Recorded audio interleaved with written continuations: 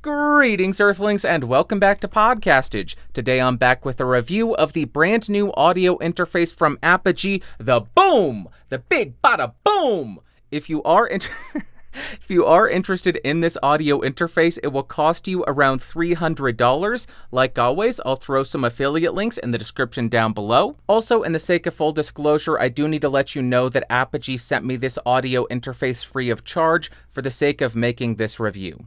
Also, for this review, I am running the Rode NT1 directly into the Apogee Boom, 48 volts phantom power on, gain set at 26 dB. We are recording at 24-bit 48 kilohertz. I will not do any kind of post-processing, but I may have to boost it a little bit in post, so make sure to check the doobly-doo to see what I diddly did. And now, let's talk about what comes in the box.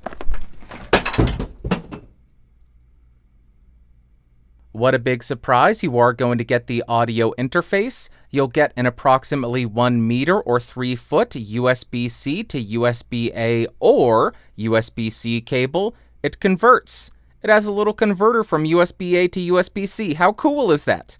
And you'll get a little bit of documentation. Then as far as the build quality, I don't have any massive complaints about this thing. It does have an all-metal chassis, but the faces on the interface are going to be made out of plastic. The XLR port feels very good and firm, but it does have the ever so slightest amount of wiggle to it, but nothing to be concerned with. The control dial on the front is also nicely attached. When you rotate it, you get a little bit of click to it, and then when you press it, you get some really nice tactile feedback. And on the rear of the device, the USB-C port does have quite a bit of wobble to it, which feels out of the ordinary, and it doesn't really instill confidence. And finally, if it does matter to you, this audio interface is made in China. Now we're going to walk through the physical features of this audio interface. On the front, you're going to find an XLR 1/4-inch combination jack for microphone, line, or instrument level inputs. Then you'll find a 1/4-inch input, which is only for line level or instrument level inputs. You'll find a very basic meter as well as a clip indicator light. Then you'll find 5 bluish or purplish lights. The first 3 will indicate what you're adjusting with the control dial. The last 2, titled FX1 and FX2, will let you know if the DSP processing is turned on for channel 1 or channel 2. And as I already alluded to, you have the control dial, which you will press to change what you're adjusting with the dial, and you will actually rotate the dial to adjust that specific input or the outputs. Then we have a very simple rear of the audio interface. The first thing we have is the USB-C port. This is what you'll use to power the device and connect it to your computer or iOS device. You have a Kensington lock system in case you're concerned with your device being stolen. You have a 1/4-inch headphone output, and then a set of balanced 1/4-inch studio monitor outputs. Then as far as the specs, this interface records at 24-bit up to 192 kilohertz. The preamps have an EIN of -128 dBu non-weighted. A-weighting that figure would improve it, so that is a very good reading. The max gain on the preamp is 62 dB, you have 48 volts of phantom power, and in case you want to dive a little bit deeper, here are some other specs. You can pause the video if you want to read any of them more in depth. Then a quick note on the headphone output. I found it perfectly capable of driving hard-to-drive headphones like the Sennheiser HD650s, but when I did connect some IEMs, these are the Shure SE215s, I'm sure somebody's cringing, I did hear a bit of underlying hiss. Now, like we always do, in order to really test out the preamps, I am running the Shure SM7B directly into the Apogee Boom. My gain is set at 52 dB, and this is the level we're getting. We're hitting around -9 dB because I am a loud talker. I will be quiet so you can hear the preamp noise at this setting. Getting loud in 3, 2, 1. I always hate doing this, but if you're a quiet talker and you're a little bit farther away from the microphone, now I have increased my gain to 62 dB. This is the max gain on the preamp. We are hitting around -12 dB. I'll be quiet so you can hear the noise at this setting.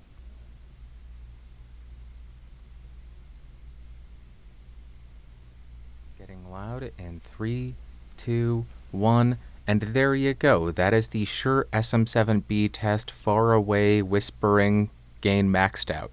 Now I'm going to connect a 150 ohm resistor to the microphone input. We'll slowly increase the gain so we can see what kind of preamp noise this thing actually has.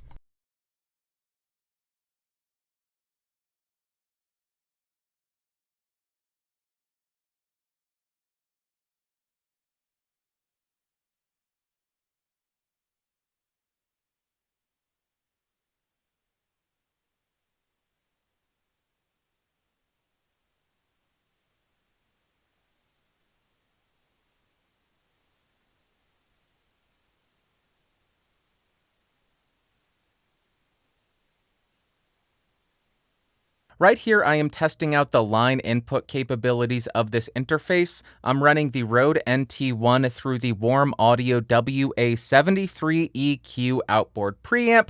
Then I am running that line level plus 4 dBu into the second input of this device. Seems to be functioning perfectly, no issues, no interference, no excessive noise, no clipping.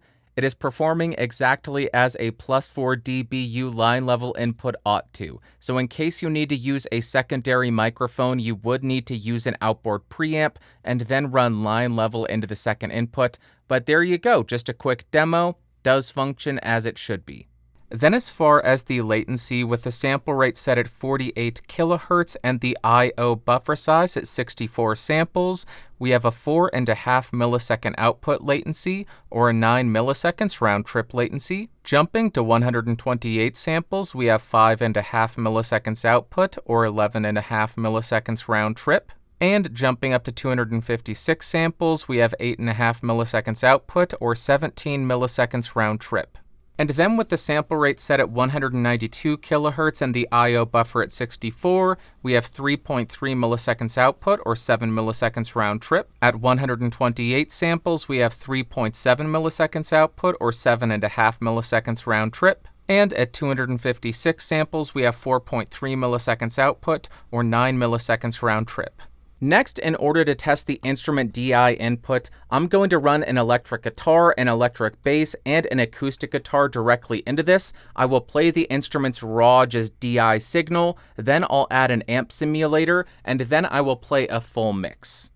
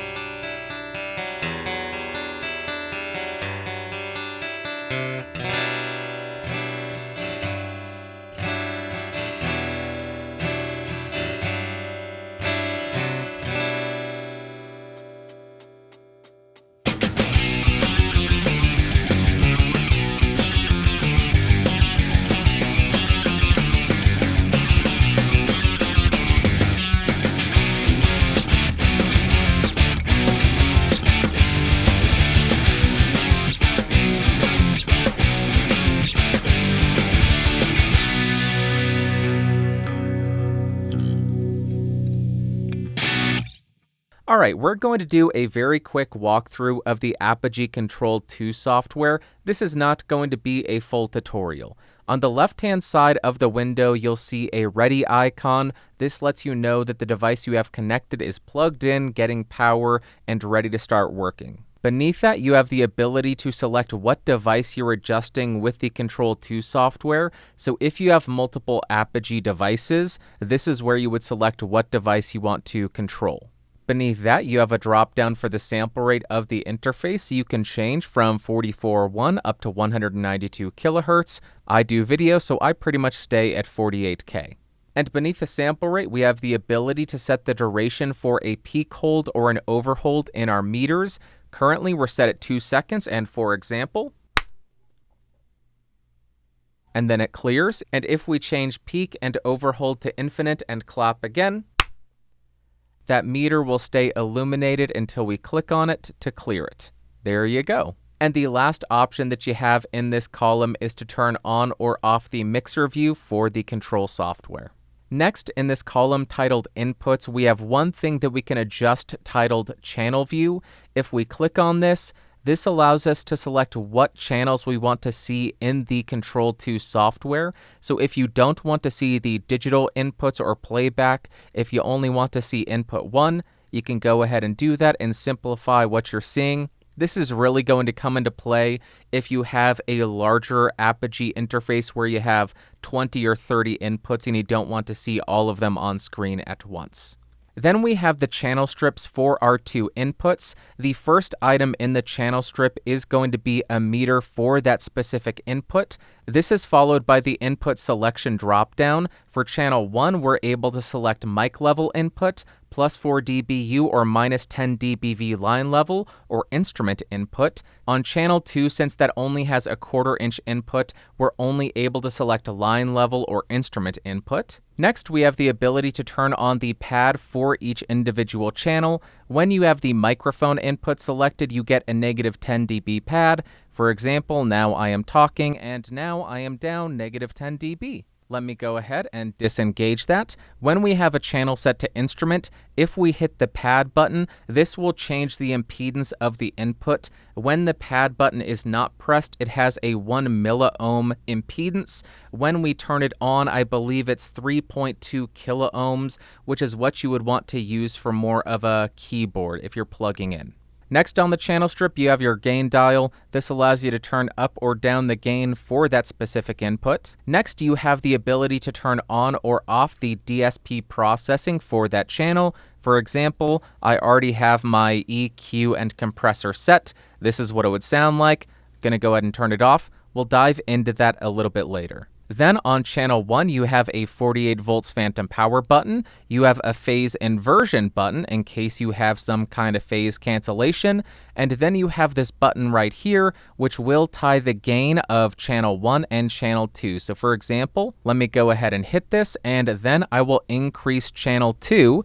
You will see that when I increase channel 2 to 5, the gain on channel 1 went up to 55. If I drop channel 2 back down to 0, my gain on channel 1 went back down to 50. I'll go ahead and disengage that because I don't need it. Next, we have our mixer window. This allows us to adjust what we hear in our headphones or through the speakers, and any adjustment that we make down here is going to be reflected in our mixer master meter. That's really hard to say. For example, if I pan channel 1 left, you can see the mixer meter is going to show that we only have audio in the left. We'll go ahead and center that again. If I turn down channel 1, now you can't hear me, or you can still hear me, but you can't see me in the mixer meter. You get how that works. Then you have the ability to mute a channel, you have the ability to solo a channel, or you have the ability to stereo link input 1 and 2 if you have a keyboard or any kind of stereo input that you're running into both channels. When you do this, it automatically pans mic input 1 to the left, channel 2 to the right, and the gains are going to be tied together.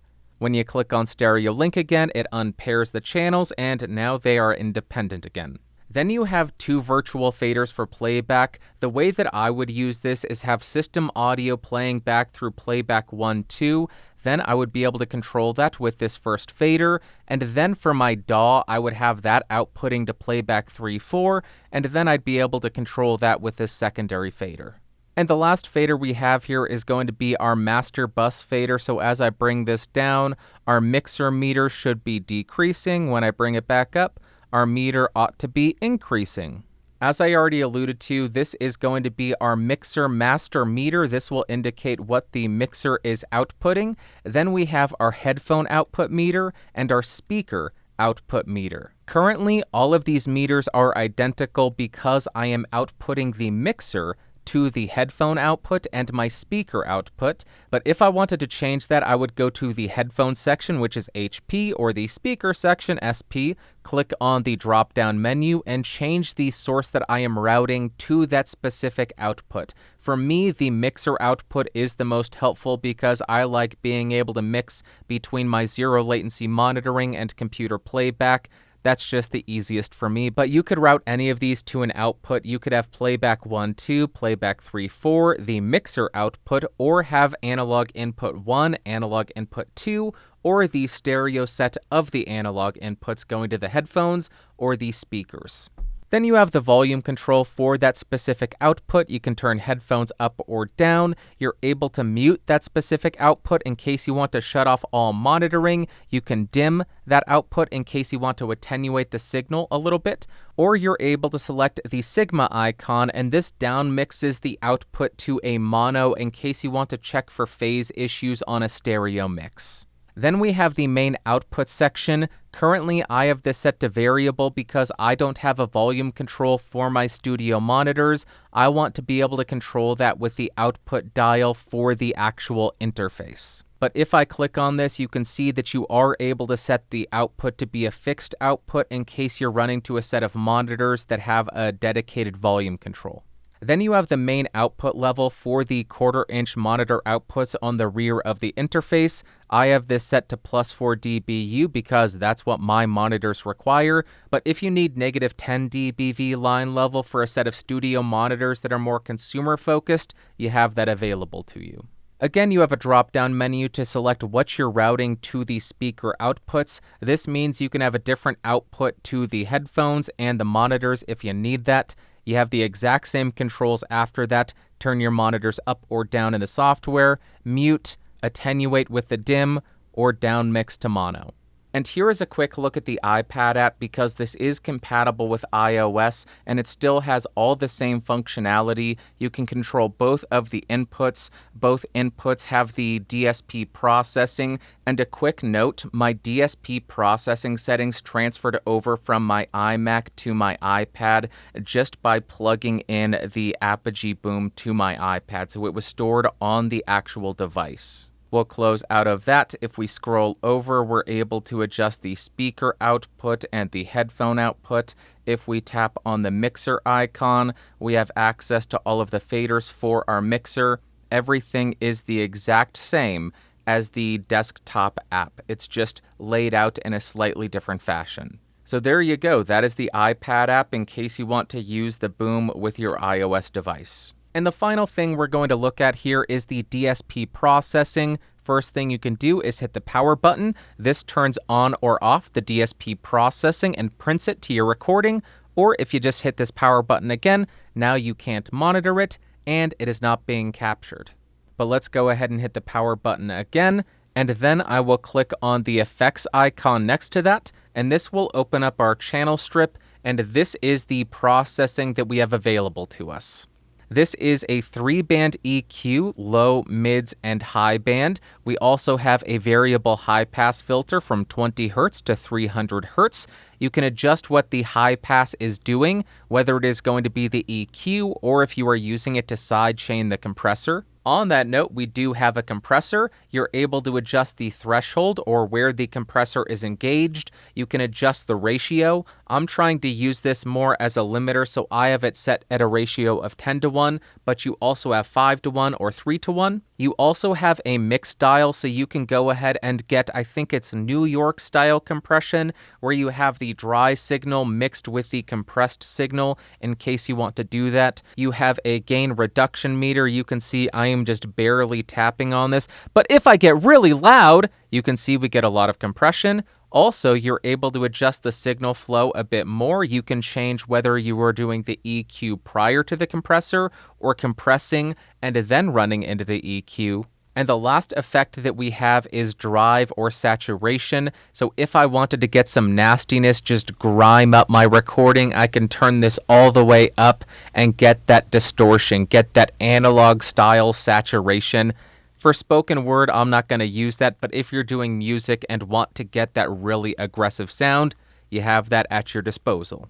The last option that you have here is your output level in case you need to do some kind of makeup gain. You can crank this up and you get up to 20 decibels of additional gain. You also have a couple of presets for different sound sources, drums, acoustic guitar, bass, electric guitar, keys, vocals, all that kind of stuff in case you want to jump off from a preset that they provide you. And those are all the effects that you get with the DSP processing. That is the only channel strip you have. So if you find that useful, there you go. If you don't find it useful, that's what you're getting. Alright, I think that it's undeniable that the $300-ish audio interface market is extremely crowded, with stuff like the Focusrite Vocaster 2, the UA Volt 276, the SSL2 Plus, or the Audient ID14, but I think the Apogee Boom does have some differentiating factors that sets it apart from the competition. And first up, as far as pros, the preamp on this thing has plenty of clean gain even for the SM7B. The A to D and D to A conversion on this sounds outstanding, which is what you would expect from Apogee. The Control 2 software was also really handy, mainly the mixer. I liked being able to adjust the zero latency monitoring, the DAW playback, and my computer system audio. I found that incredibly handy. You also get all of the software for iOS, which is something that you don't typically get. And the final pro is probably going to be the main selling point for this device, the DSP processing. You get that channel strip, which has EQ, compression, and a bit of saturation if you want to make the recording sound a little bit more interesting. And then as far as cons, the biggest issue that I ran into was the fact that you can only run to the studio monitors or the headphones. You can only send the audio to one of those outputs at a time. When you connect your headphones to the headphone output, no signal gets sent to your studio monitors, and when you unplug your headphones, the studio monitors will come back to life. I think a good workaround here would be having some kind of button or switch in the control software to toggle between what output you're sending to, whether it's your headphones or the studio monitors, because currently having to unplug and plug the headphones back in makes it a bit of an inconvenience.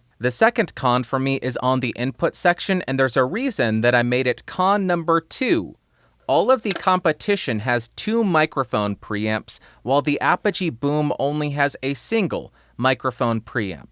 The reason I think that's a con is a lot of people looking at this price of audio interface are going to want to have the capability of running 2 microphones at the same time, whether it be a stereo microphone set, whether you are doing some kind of microphone for vocals and acoustic guitar, whether you want to do a stereo microphone setup for the acoustic guitar. Having that second microphone input in addition to the DSP processing would really set it apart from a lot of the competition. Then we get to a bit more of the nitpicky stuff. Like I always say, I would love to have a physical on-off button on the audio interface. And lastly, when I'm adjusting the preamp gain on the physical device, there's no light indicator on the meters. I would love to have some kind of indication what my gain is being set to on the actual meter. And to wrap up, would I recommend the Apogee Boom? Both yes and no. Let's start with the no. If you need 2 microphone preamps and a portable audio interface, no. You obviously do not have 2 microphone preamps. There is a workaround by running an outboard preamp, but that kind of defeats the purpose of having such a small and portable audio interface. But on the other hand, like I already alluded to, a lot of the Boom's competition does have a little bit of processing like compression or a little bit of EQ or saturation, but all of them are pretty much set in stone. You have very minimal options if you want to adjust that. So if you want to have the ability to adjust the EQ, to adjust the compression, or adjust the amount of saturation that you're sending to your microphone, or your line level input or instrument input, I think that's where the Apogee Boom really sets itself apart from the competition, because you can't really do that with any of these interfaces that I have. The Audient ID4, the Volt 276, the SSL2 Plus, or the Focusrite Vocaster 2. Alright, that is it for this video. I got nothing else for you. If you found this video fun, interesting, or helpful, go ahead and give me a thumbs up. If you hated it, big ol' thumbs down. If you do want more videos like this, go ahead and hit that subscribe button, and do not forget to hit that bell icon. If you want to hang out in a Discord server and talk about audio all day, go check out podcastage.com/discord. And if you want to support the channel and become one of these amazing people over here, you can do so by clicking that join button or going to patreon.com/podcastage and joining at the $5 tier or higher. It really does help me continue to bring you these videos. So until next time, thank you so much for watching. Thank you so much for listening. You are amazing. I love you. Talk to you in a week or so. Bye-bye. Whoop.